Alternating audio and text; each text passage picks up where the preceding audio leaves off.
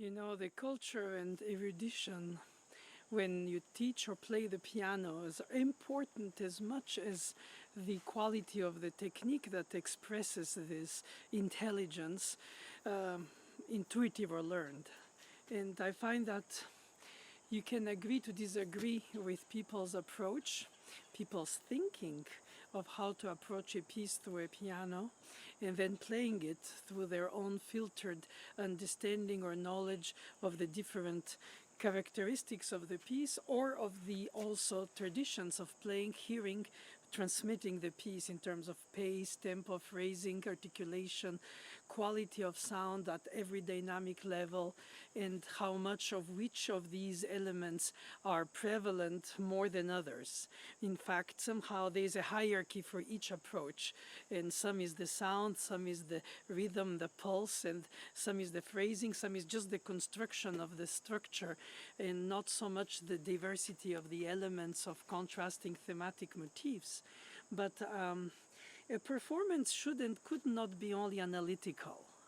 It should be, when you work on it, in terms of trying to understand the thought process of the composer or try to guess it at best. Well, understand it's perhaps pretentious, but they had such an incredible hearing in order to produce such combinations of sounds and soundscapes with their rhythmic elements and then usage of this tonality or that as a color in their imagination, taste or analogy to atmosphere, like harmonization on the melody, like highlighting a building, a historic one at night with the contours and the shapes in the dark being more obvious than in the daylight when it's combined with the other buildings around.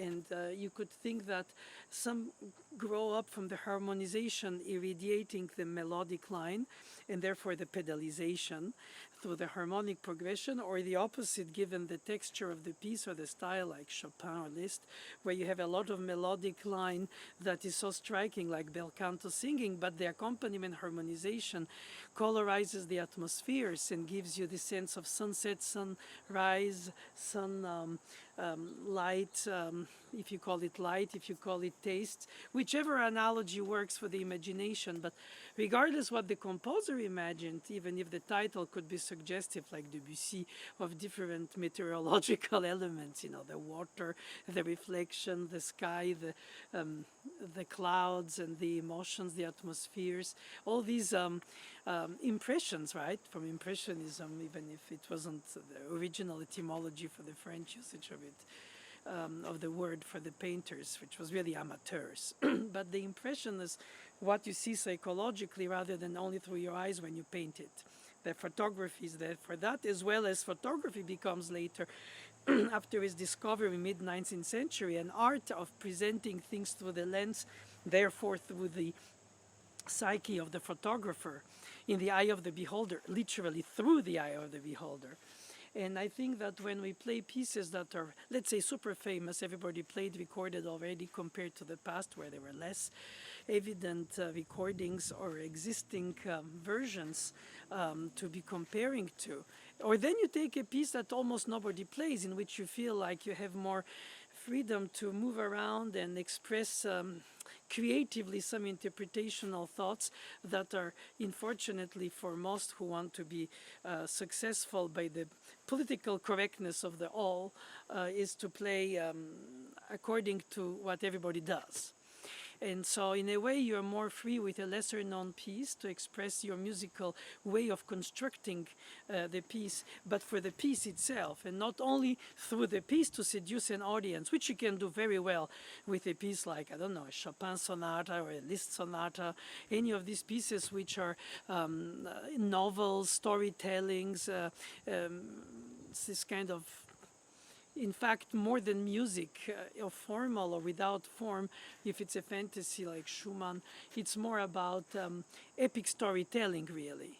And of course, you reach the point where you realize that the composers made choices, and we as craftsmen have to, in fact, through our culture or our erudition, if ever we have any or acquired any, we have to find a way to hierarchize and balance all these ingredients. It's easy to just state them like I do: phrasing, direction, line, elegance, rubato, where, and how, slightly dislocating the hands, but not too much.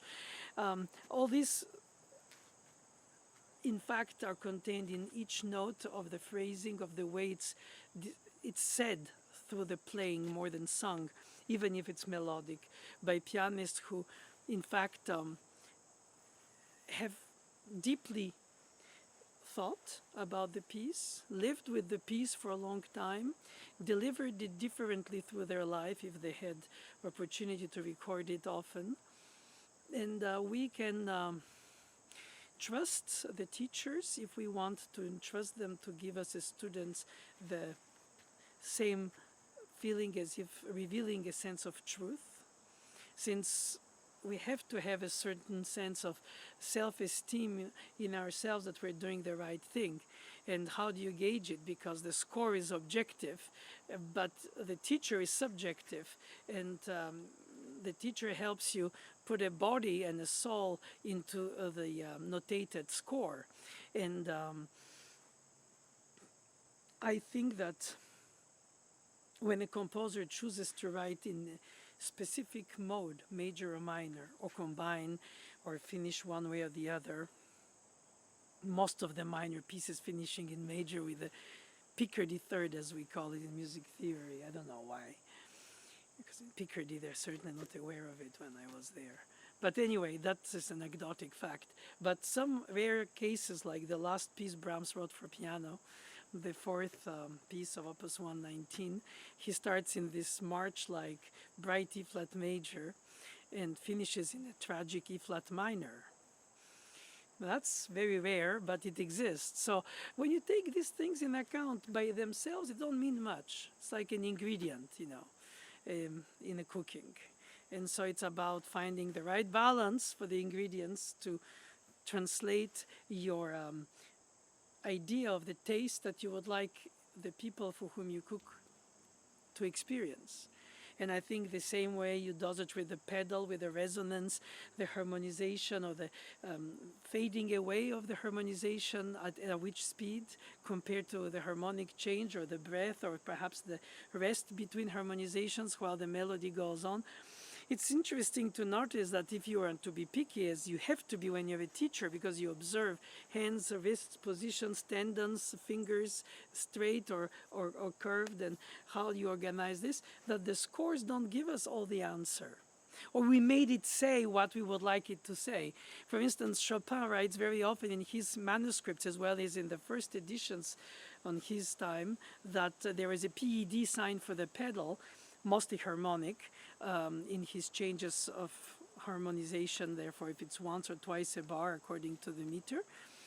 And even if there is a rest between the melodic bass and the harmonization, let's say on the third beat if it's in 4/4, on the second beat there is let's say a rest, the melody goes over on the top, and he writes PED from the first beat onwards. In other words, how do you implement a rest in the one hand, while the other hand sings a melody without to lose the bass note in order to play the harmonic triad or chord on the next beat. And so if you see somebody like Chopin writing a pedal holding through a rest in the left hand, that means that they wanted some kind of echo residue resonance, and not only interrupted precisely where it's written. So then the notation has to be interpreted with a certain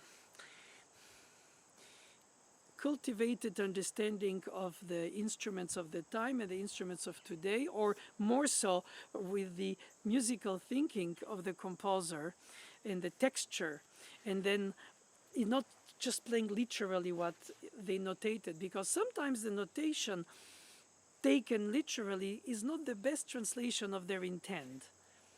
Most of the time they don't change meter, but their music, like Brahms, is constantly over the bar phrasing-wise, or in hemiolas all over the line. You have 3 2s in 6 8s and 3 4s, and you realize that the step of the motion of the phrase changes according to the harmonization or the pulse. And at the same time, if you don't show that in your playing, then you're sort of self-censoring or ignoring or trying to hierarchize by saying, hey, just sing the song because that's the melodic line that prevails in importance. And on the other hand, if you play a lot of the display of the harmonization or the bass line, then you divert the attention of the listener through your voicing and touch from the melodic line by implementing all the richness of the texture of the accompaniment, or often it's polyphony as well. So then, does it mean that by doing so, you distract the listener from the thematic meaning of the melodic line of an aria-like texture and the sonata B section or a slow movement? Of course, you can always consider things orchestral, and they are. The great pianists who wrote for piano were not always pianists only. Beethoven was a quartetist, symphonist, Mozart was an opera composer, Tchaikovsky was a ballet, Tchaikovsky symphony composer. And they all wrote for piano, through piano. Their orchestral or their colorized psyche, basically, beyond the orchestration even. Through the piano, they didn't shy. Or Bach didn't shy writing long values on the harpsichord, even if they had to be restricted inevitably, and where and when, possibly when the suspension becomes a dissonance and then you have the tension and the release. I mean, and perhaps not, perhaps they didn't do it only then. I mean, we don't have recordings to know. And if we did, would we anyway do it the way it is? Like we have Rachmaninoff recordings playing Rachmaninoff and we don't play like him, his own music. Because we think, oh, his music is more emotional than what he plays, the way he plays it, as if there is a separation between the two. And perhaps the composer ultimately isn't the best interpreter of the storytelling that they write in notation, and that comes alive through your fingers. But then you're not the composer when you're interpreter, but you feel like you are on the spot, ephemerally so. And you bring, in fact, you're playing all your experience of humanity. Oh my God, this was tragedy, or this was dream, this was hope, this is dawn before the first light of day. And then you in a way enlight the music from your own reaction to the storytelling of the piece, and you can play it only to the piece when you record, for instance. And if you play in front of an audience, you play it with the piece to seduce the audience. Now, not everybody would assume that, or it sounds almost like the wrong approach. I'm not seducing the audience, I'm only serving the piece. True, but in a way, serving the piece is also very appealing to the audience. But sometimes you can take the piece and do a little more of everything, a little more of ritenuto, a bit more of a rubato, a little more of the expression of the hope and longing and desire and drive, faster than fast, louder than loud, regardless of the sound quality. Sometimes it's all about the drive, especially when you have a contrasting movement coming after a movement that would say was slow and you go to a fast. The first feeling is, I have to initiate the new change of character, and so you overstate it sometimes in order to initiate it. And when you come back to it in the reprise or the recapitulation, if there is any, all of a sudden the tempo is a little bit more settled and you can express more of the phrasing details. And I find that the culture of playing is very important in that sense, because at some point the options are multiple, and the influences can be too. And you have to reach a point where either you trust the teacher while you're a student, but question the teacher as well, within yourself. It doesn't have to be confrontational per se, and I think it's more elegant not to be confrontational, but to say innerly, like among colleagues, we can agree to disagree. and bring our way of thinking of the development of this phrase line through its harmonization and pedalization to the student according to what we think is the tempo that brings that natural flow of events through the piano playing, which of course is not a violin or an orchestra, even if fantasized imagination-wise, the piano is only the piano in terms of timbre. Therefore, you do shadows and lights, but you really don't do colors. You do colors because you think of them and you imagine them, and it becomes some kind of fantasy that you translate through your fingers. And some people catch it, some people don't catch it in the audience. Some people find it perhaps that you bang or you're boring, or that your legato isn't enough, or that your legato isn't singing. Is legato only overlapping the sounds, or is it also shaping them in a way that they reach this bright moment, and then how do they drop? And if it's quick, of those many climaxes, like let's say in Berg Sonata, compared to one very rare one that you built for a very long time, like in a Mozart fantasy, you dosage, you organize, you plan.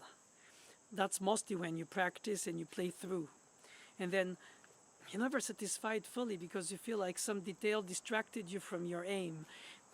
Because you don't have an independent conductor from your performer. So you are both, and in a way, you can betray yourself either by a technical weakness, either by a pianistic musical facility that comes to the surprisingly to you when you perform. Perhaps it's the piano that allows something that your practicing instrument didn't, and you play it all of a sudden faster than you wished, or more contrasting dotted rhythms than you wanted to dot, because it enhances the heroism of the feeling if you're like super dotting, if not double dotting. And then if you want to relax the dotted rhythm to triplets, then it becomes swinging. And between the two, you have something right, which is articulate the short note as a delayed release of attention that could have been in equal notes. So then you enter in the agogic of the literal grammar of the melodic line in terms of its rhythmicity. And then you add to it the harmonization, if there is, or sometimes only very simple harmonization, even static, like in a gymnopédie by Satie, that is not meant to distract from the melodic line. And in Schumann or in Liszt or in Chopin, who, unlike the composers that are symphonists, as I said earlier, they're the ones who are pianists full time. They think through their fingers as much as they think through their heart and soul and imagination and knowledge, or an organizational knowledge of their composition, because they're true composers, while incredible pianists. And I think that being incredible pianists, they play a lot of music in their time period of their past, which means that Liszt played a lot of Chopin of his own time, obviously, but Beethoven as well. He transcribed symphonies on the piano. He played music of his son-in-law Wagner, and he also transcribed them for piano to promote them and fundraise for his opera house in Germany. And can one say, and I think about it very much when I teach, that some of these composers who are pianists composed with their fingers, and not only on table, so to say, not only cerebral composition, organization of thoughts, variations, development of thematic materials, interruptions, contrasting effects, all kinds of things, but also because they've played repertoires and therefore practiced, which means repeat a lot, of Chopin for Fauré, or of Beethoven for Liszt, or you reach Rachmaninoff's pianism is Tchaikovsky, Chopin, and Scriabin, who was friends with whom he grew up actually together as young pianists. This pianism translates in their playing so much beyond their orchestral symphonic imagination, like a Brahms or a Beethoven did. And because of the fact that they composed with their fingers, and when you play the piano piece of theirs, in a way, you play their thought process because it's written, and you have to play it in a way that sounds a natural, understood flow of events that display the way they wrote it, and you recite it, or then you take it more to a personal level yourself than recitation. You appropriate it and you restate it. And I think that in that sense, the pianist composer's pieces you play compared to the symphonist's pianist pieces that you play for piano come from a different angle of their musical inspiration. For instance, it's inevitable that Rachmaninoff played so much Schumann and Chopin as a concert pianist that you can find so much of their pianism in his. But Tchaikovsky, who never played virtuoso piano music, he writes for piano beautifully symphonic or operatic and ballet-like. And Beethoven quartet-like for the sonatas, which couldn't be more pianistic, couldn't be more because of the fact that the piano development just coincided with his almost 30 years old age, where he, in the strength of his craft, developed so much the contrasts because of the iron cast on the pianos and pianofortes that tension of the strings developing and becoming way more after him. But in other words, there is an evolution from technology, from ethical society's point of view about what is the right taste, good taste, bad taste, according to this or that chapel or music school or pianistic culture, German, Russian, French, and others.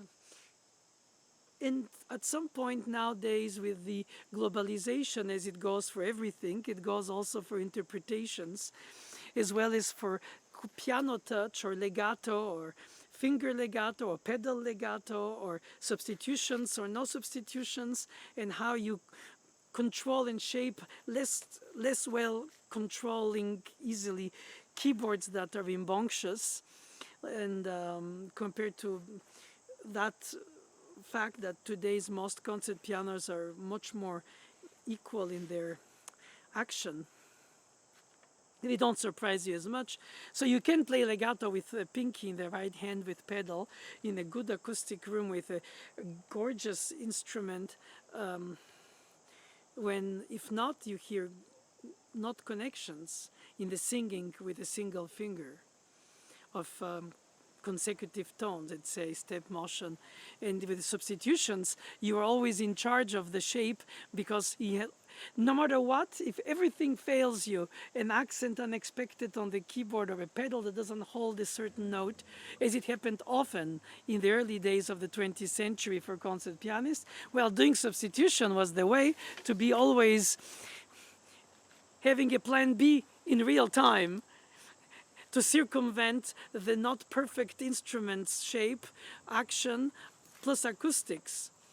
Of course, when you do recordings and you have a studio or acoustical room in which you chose to record, usually the sound is very primarily important, because you have to first like what you obtain from the tone engineer, and therefore if it matches what you want to project through what you understood, that is intended to be projected by the composer, and then becomes different piece almost that develops into a recorded studio, because in a studio recording, because then you really play for the piece, not for the audience directly.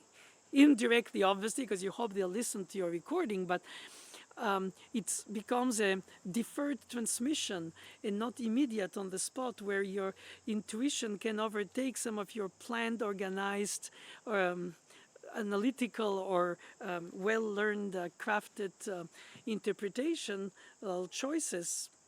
And you have to deal with the unexpected of the moment. Whenever in many takes you can zoom until you get to the heart of what you want to produce. And you do it in the recording without to be distracted, unfortunately also without to be inspired by the audience as such, expecting to hear what storytelling says. You storytell it to the piece, not to the audience through the piece. I think that transmission can be artificially rehashed in the recording, but it doesn't have the same, well, it does, for some, depends of the people. It's not like yes or no, but it's a different approach for sure. And then that comes down to the point of, are we artistically restating the piece to the point to which we are reinventing it in its breathing, in its articulation, not in notes and values, because after all, we want to be authentic to the composer's will, or what we think the notation of it translates from his intent to us. But let's say you do an unadulterated rendition of what you think the score says, therefore you wanted to always hear it that way, and you want to play in a way to convince yourself that is what you wanted to do. And then let's say you have the approach, which is very Germanic in the way that in chamber music I've seen that in my experience with many other than pianists, like playing with quartets or with violin or cello or something, or with other instruments or singer, is that the tempi, the phrasing, the breathing, the pedals, the dotted rhythmization, as more of a literal, but it in the very highest quality of the word, and I don't mean that pejoratively at all, is earnest craftsmanship rather than subjective artistry. As if subjective artistry, like Ravel would say, that interpretation is not the aim of playing his works, just play the notes and not your interpretation of the notes. So in many aspects, the artistry would be considered by some listeners as over-possessive arrogance compared to the craftsmanship, which appears more humble, truly so, in saying, okay, I'm going to play exactly what I read. I'm not going to think outside of the box too much. I'm not going to try to impose into it more of my emotional rubato that it could talk to me about when I hear the piece, because it talks to my psyche, and I'm going to refrain from imposing what it means to me while I play it, just to present it, its modulation, its shapes, its texture, its ranges that are chosen will, by the composer, meaning, will do its effect once put all together. All I have to do is serve it right, and it will exist on its own, like the ingredients of the cooking are according to the book, and then it should taste as it's supposed to if I do everything right, not if I start playing every of the elements a little bit more, or customizing how much I want more of this, less of that, more vibration, more pedal, less pedal. In other words, you reach a point where you're on a crossroads between a restatement and a narration through recitation, be it very poetic. I don't say that recitation per se is robotic and unlived emotionally, internally, with a sense of truth. It's just that it's a true respect. Who am I? Nobody. Who is the composer? Everything. Therefore, I serve the composer's thoughts. I don't superimpose my thoughts on his when I perform. But perhaps it's inherent to the performance. By bringing it alive, I artistically change the piece to a certain extent, and to more than one aspect of it. And that unincluding improvisation or any other freedom taking with decorative patterns or ornamental elements, or any other kind of embellishment, or any other kind of dramatization of the storytelling or the discourse. Just the artistry being, I would say, let me play for you what it means to me, a statement style, or the craftsmanship would be, I serve this masterpiece which shines on its own once I serve it right. So there is a humility in the approach of the craftsmanship that is commendable. And then there is a level of artistry which would be perhaps partly detrimental to the accepted authenticity of the piece's notation, expected interpretation, or statement. And I find that the truth, honestly, nowadays, after having experienced performing pieces for decades, and as well as recording them, as well as thinking about them as a teacher, refingering them, because being the teacher you have to rethink. Also, you don't finger for yourself, you finger for students and their students' individual morphology. But let's say that the more you live with a piece, the more you realize it has to give, and the more you try to zoom to the center of it, to say, okay, I don't want to get distracted by all the other things that this piece means to me, even if they're very attractive distractions, aesthetically speaking. Rubato, dislocation of the two hands, pedals in other places, or perhaps even some creative dynamic ranges with creative voicings that don't exist in the notational up and down stems, and that becomes some kind of I wish it was that piece, rather than I just want to play what the piece is, because serving it is an honor, and I don't want to say through my playing that I so much love it, understand it, that I enhance it through my creative voicing or something like that. And I am guilty as charged for doing the latter as a performer, while I am very honest in terms of my transmission in teaching about the tradition, but also the text, and therefore the desire to be sure that we touch the authenticity by comparing, when existing, the resources of the facsimile or first edition, and compare, and why is it that the composer wrote in a fast tempo a dotted rhythm or a grace note in a different spot of the movement, when rhythmically it sounds almost the same? Or did he want to be the same or not? Is it taham, taham, or is it prum, prum? And then is it taram, param, depending of the tempo, or is it param, param? And then you enter in all these kind of innuendos or details that, of course, then distract you from the grand ligne, as the French would say, or the great horizon line, I guess, or the vista of the piece, as a structure, as a gesture, or as an oratorian expression of the emotional and intellectual eloquence that the piece carries, and that you have to bring alive to the point to which you don't overstate it.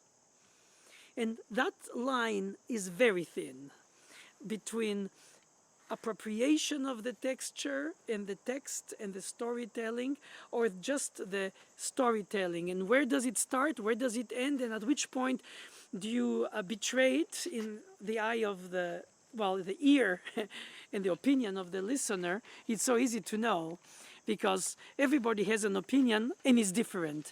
And everybody has a different way to liking the piece or to appreciating the piece. It's too fast, not supposed to be so slow. How come you do this sound? No, the dynamics are wrong. Don't you know this edition says this? And do you know that in his time the composer wanted it this way? And we know that because we read an article that some performer of the time was heard saying this or that, and we can then enter in such beautiful amount of details of knowledge, about informed knowledge of performance, regardless even if it's far away before the piano, as an instrument, on the harpsichord, on the lute, on all the instruments that carry the harmonic, polyphonic capacity besides the organ, on the keyboard. The length of sound, the tempo, the genre, the imitation of the genre, the creation of its own genre between a dance or an aria compared to a fugue. You enter in such amount of philosophical dilemmas that you wish that the wave on the sandcastle or the quick wind chasing some clouds brings back clarity and simplicity to things, and just say, I just like it like that way. That's what it means to me. You can find all kinds of doctoral words to justify through analytical knowledge why you take this tempo, why you take this dynamic range, why you bring that voicing or not out, or how much. You can justify it in a conference, you can justify it during the playing, with the playing, through the playing itself. But when you teach, at some point, in fact, it perspires being what it means to you, therefore how you like it, how you love it, how the truth that you sense in it need to be preserved in the tempo, with the length of sound, or the pedal, or the resonance of the length of the melodic line, individual notes.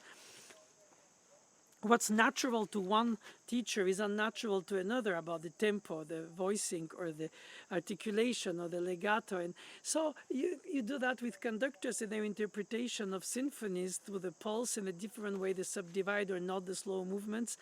So a lot of the teaching is not just to play how I play, or play like I would like you to play through my understanding of the piece. I think it's really mostly about playing the essence of what the music carries.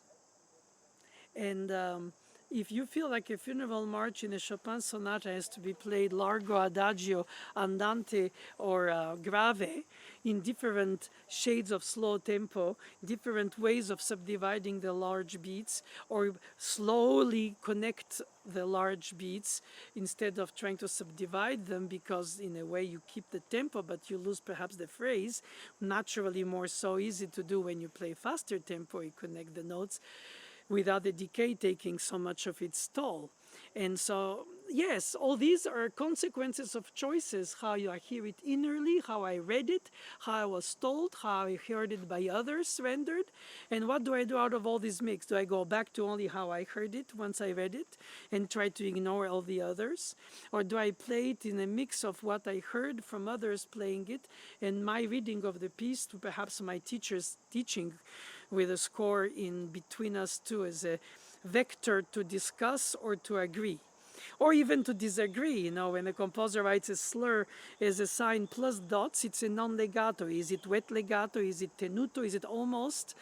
How much of breath or break does the composer want in this case between the notes? It's not just staccato or legato. And then you have other hand and the pedal and the harmonization, and therefore so many of the elements are tributary of the completeness of the approach. And then you have the acoustics that you don't control as far as the architecture of the hall or the building or the room where you play, plus the instrument itself that has different voicings that are produced or worked on it or not worked on it.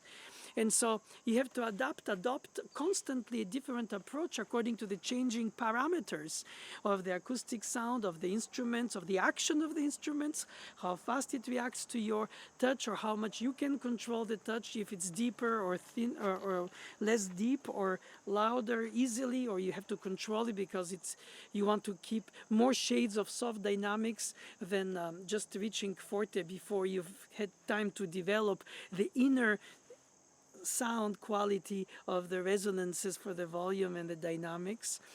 And it's just easily screams, so then you have to go down to whisper with the una corda, the left pedal. In other words, the spectrum of the effects from the tempo to the sound through the rhythm and the rubato are elements that can, in the eyes of some musicologists or even just simple music lovers, in the sense non-professionals, but with knowledge because of the love of the piece, how it's played by these or those, then you start by liking these or those because you like their approach, because they correspond to what you think is supposed to be or how you like it. So it's no more the piece itself, it's more about this person playing the piece that you like, the way this person plays it, unless you can play it yourself, in which case you try then to reach the consensus and do it yourself, for which you need technique. But if you don't, then you choose the performer that corresponds closest to how you like the piece. And then it's no more the piece itself, it becomes really the performer playing the piece itself. And if you don't know how to read the notation of the composer's thoughts process, then you don't have this independent awareness of the piece from the performer's added value, edited opinion of playing, or a customized interpretation that perhaps disfigures in the eyes of some purists the piece compared to what they think it's supposed to be compared to its notation. So you can be the traitor of the ones as you can be the revealer of the piece for others in the same concert with the same group of people that have different ways of knowing or loving or discovering or hating the way you do it, if they know it and they like it differently, the piece, and they all sit together in the hall and they listen at the same time. And is there a consensus at the end, like in a jury where they vote and they eliminate or rank, which I think is utterly unartistic? Because after all, if there are multiple truths, then you cannot have a hierarchy that is objective other than to then lower your choices to who played clean. That is an easy subjective fact to get away of. It's objective. Hey, it was not clean. Period. Regardless of the interpretation, the phrasing, the articulation, the inspiration, the emotion that it created. But in performance where you don't have a judgment after, meaning no jury, no exam, no competition, no audition for jobs or some kind of promotion for your artistic development or pedagogical, just play your conviction with the unexpected of the performance of the moment, as it happens to be in live performance, and then some things become incredibly moving and touching and unforgettable because of this ephemeral, inspirational moment that you share with the audience in real time. Regardless how much you repeated each section to perhaps bring each section at its best, is the way you put it together that is unique to this moment of your life, and that you planned more or less, you manage more or less, and you deal with more or less. And then they love it, or they share with you, and perhaps some of them didn't, but at the end of it, you live with a polite applause, hopefully at the end. Not that you, well, perhaps you shouldn't, but as a performer, you remain also very critical according to what aims you placed yourself in front of when you had this, let's say, obstacle course in front of your eyes before starting the piece, while at the same time visualizing like a 3D blueprint architecturally how you want to go through the piece. And then when you finish going through the piece, you realize how much or not you have reached of these goals that you placed by yourself compared to what the listeners have in their expectation of the piece, for their satisfaction of the piece knowledge that they have, like, oh, I heard the rhythm, or I like the tempo, or that was rousing, or that was way too much, and that was not necessary, and I like it more simple, and everybody can say it in their own words, in their own choices, but you've done it, you've played it, you betrayed yourself, or you, sometimes you betray all your practicing by failing it on the performance, because it's human nerves, it's psychological tension, sometimes it's literally where you place the piece in the program, if you're warmed up or not, and so many aspects of the fact that you can respond differently to what you have planned yourself through all this practicing when you put it together and perform it. And then you depend a lot of the unexpected, of the emotion, of the stage fright, call it whatever you want. But it's a unique experience, which is with its heights and its lows.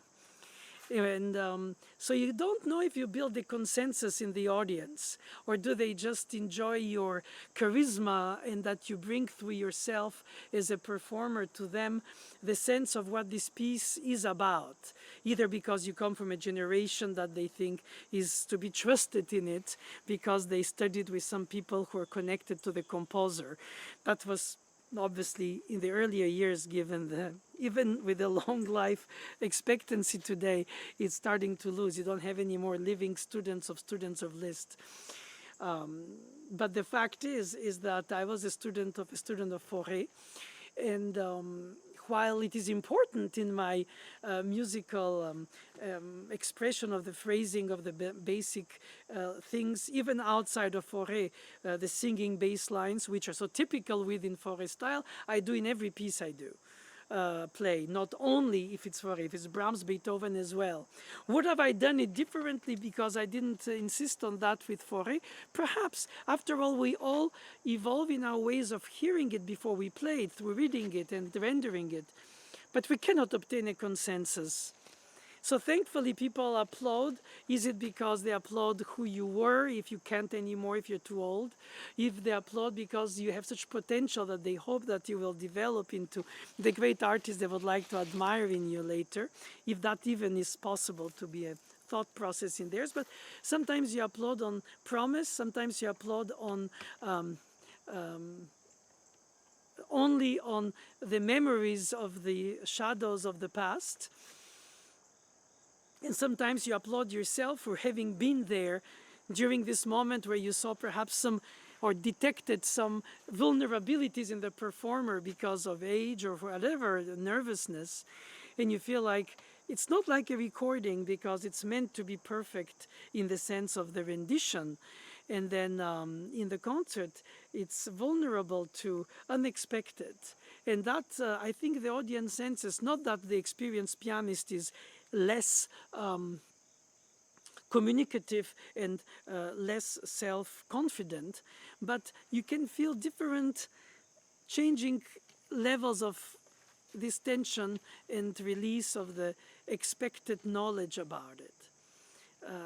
After all, experience doesn't help you, perhaps it saves you in a section or another where it's more pianistically awkward, written by the composer, regardless how beautiful and inspired it is in the pianistic terms.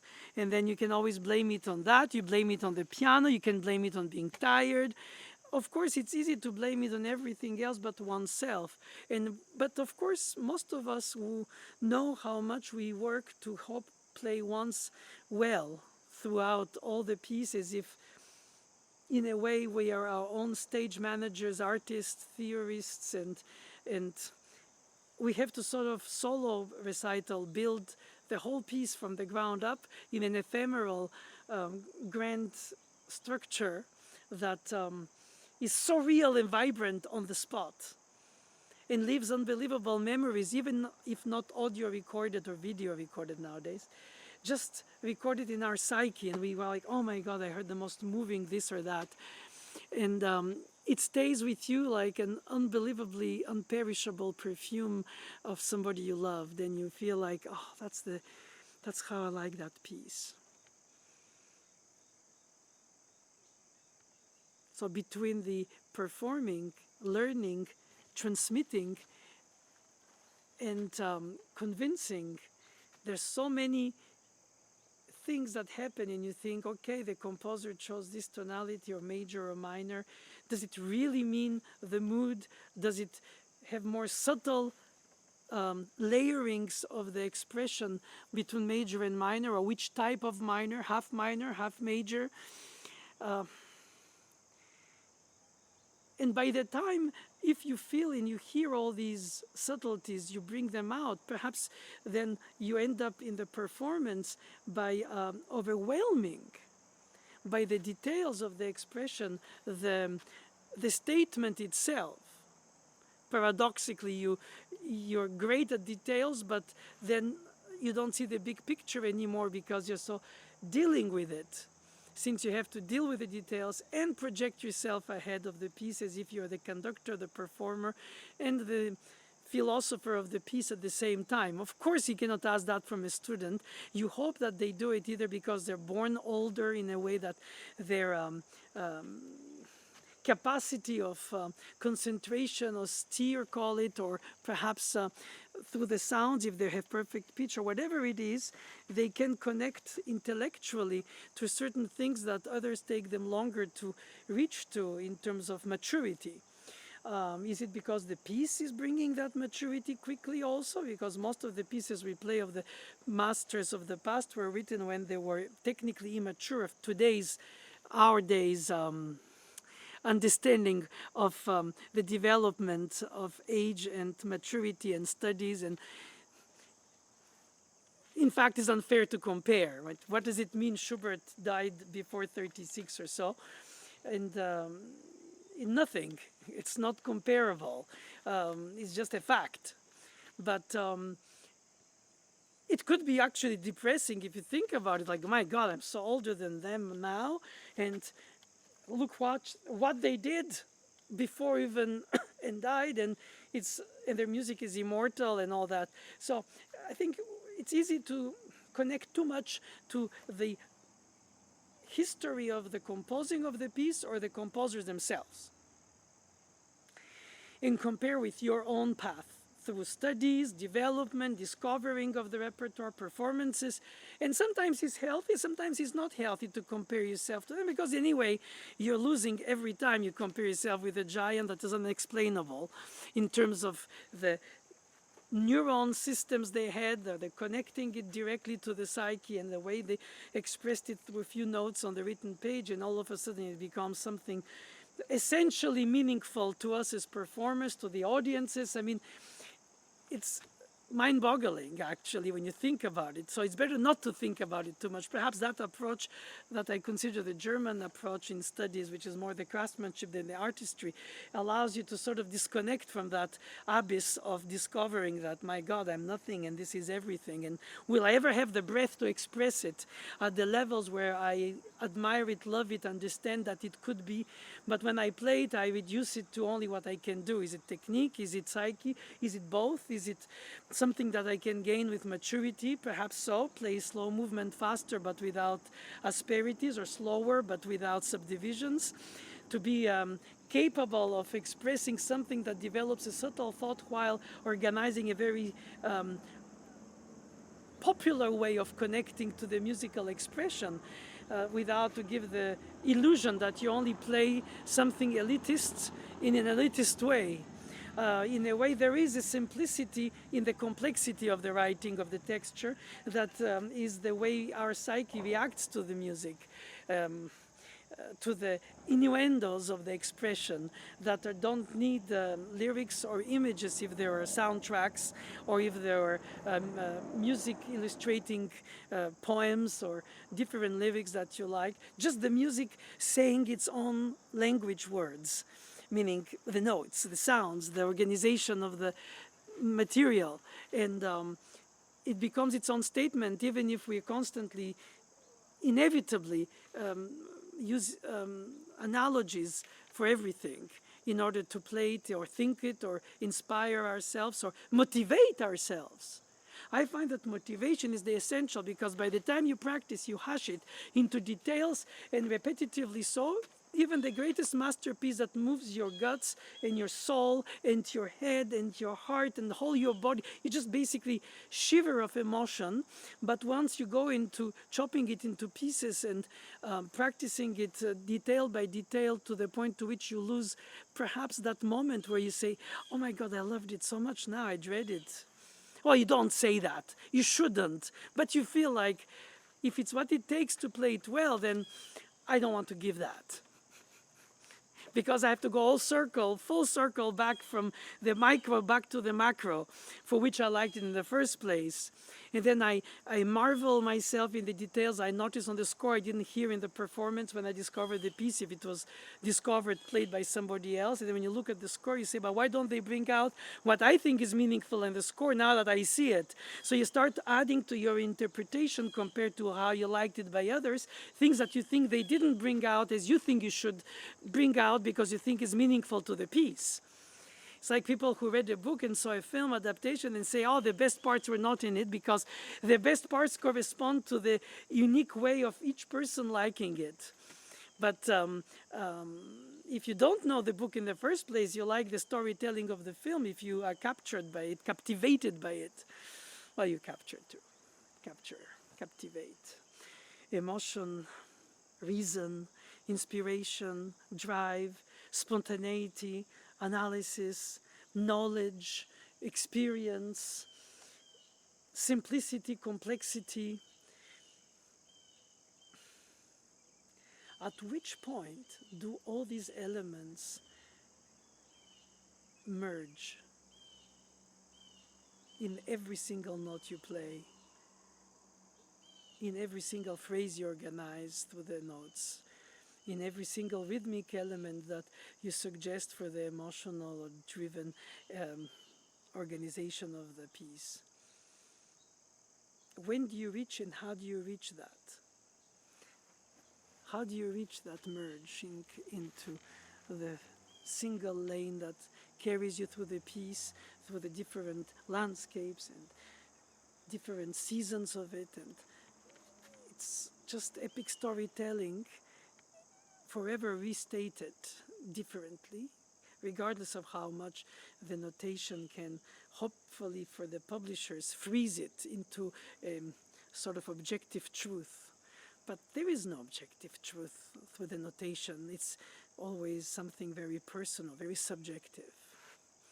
And I think that I accept that, even if it differs from the way I hear or think or believe the piece is supposed to be or is, while I'm still open-minded to discover ways that it's revealed to me by others that I get bewildered and say, how come I didn't think of that?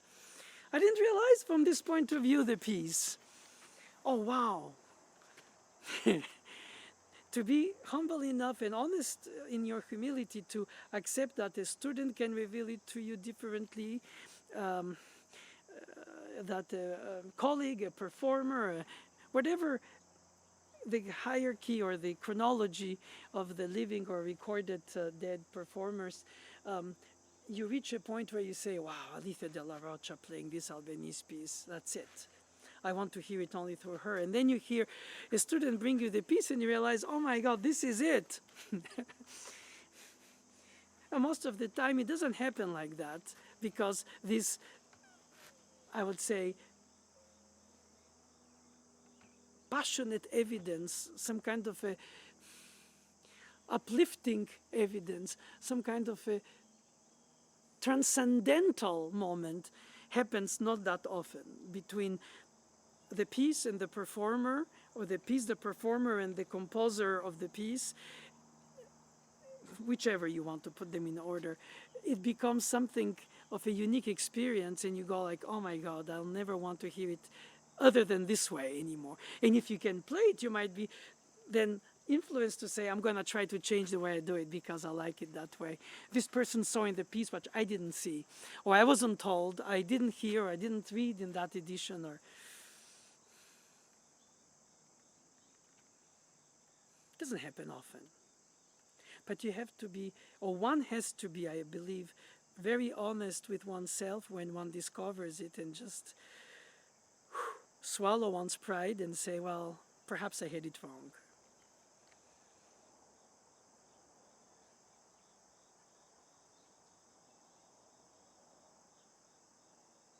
It's a grand meditation on interpretation.